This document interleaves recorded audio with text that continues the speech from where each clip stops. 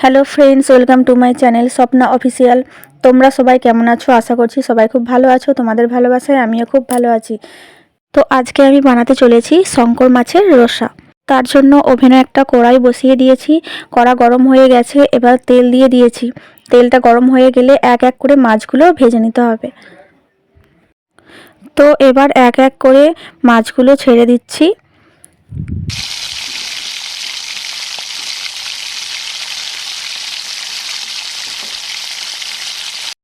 তো মাছ খুব ভালোভাবে লাল করে ভাজা হয়ে গেছে, এবার একটা সাইডে নামিয়ে রাখলাম। এইভাবে এক এক করে সব মাছগুলো ভেজে নিচ্ছি। তো দেখো, এক এক করে সব মাছগুলো ভাজা হয়ে গেছে।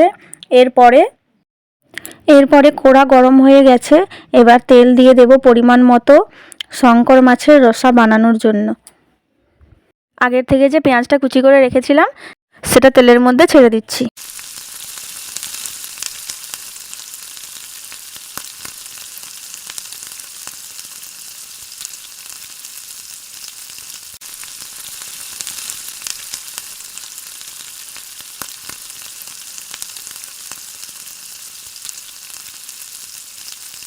এতে অল্প একটু নুন অ্যাড করছি, দিয়ে ভালো করে পেঁয়াজের সাথে মিশিয়ে নেব। যতক্ষণ না পেঁয়াজ ব্রাউন কালার হচ্ছে ততক্ষণ পেঁয়াজটা ভাজতে থাকবো।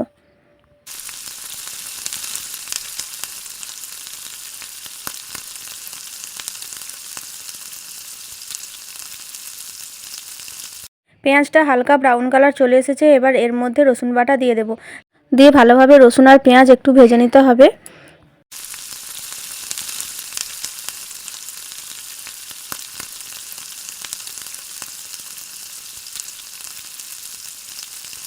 রসুন আর পেঁয়াজ ভালোভাবে ভাজা হয়ে গেছে, এবার এর মধ্যে আমি আদা বাটা দিয়ে দেব। দিয়ে ভালোভাবে রসুন, পেঁয়াজ এবং আদা ভালোভাবে ভেজে নিতে হবে।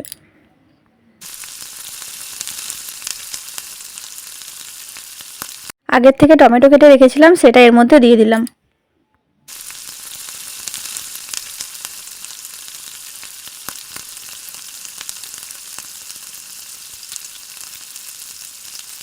সব কিছুকে আমি খুব ভালোভাবে ভেজে নিয়েছি। এবার এর মধ্যে এক এক করে মশলাগুলো দিয়ে দেব।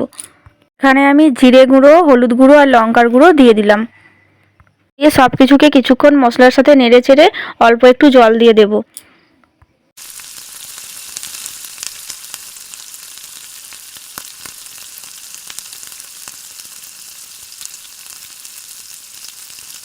এবার ভালো করে মশলাটাকে কষিয়ে নেব। যতক্ষণ না তেল ছাড়ছে মশলা থেকে ততক্ষণ কষাতে থাকবো।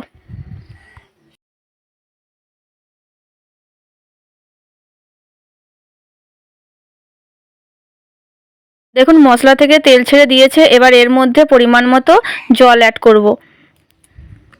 যারা যেই রকম গ্রেভি খেতে পছন্দ করেন তারা সেই পরিমাণ মতো জল দেবেন। এবার এর মধ্যে স্বাদ মতো লবণ দিয়ে দিলাম। তো ঝোলটা এবার ফুটে উঠলে এর মধ্যে এক এক করে আমি মাছগুলো দিয়ে দেব।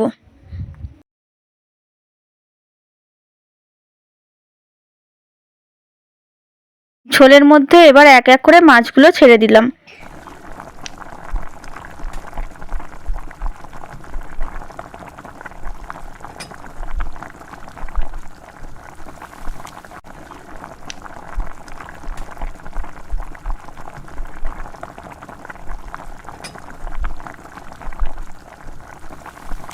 তো আমার শঙ্কর মাছের রসা কমপ্লিট।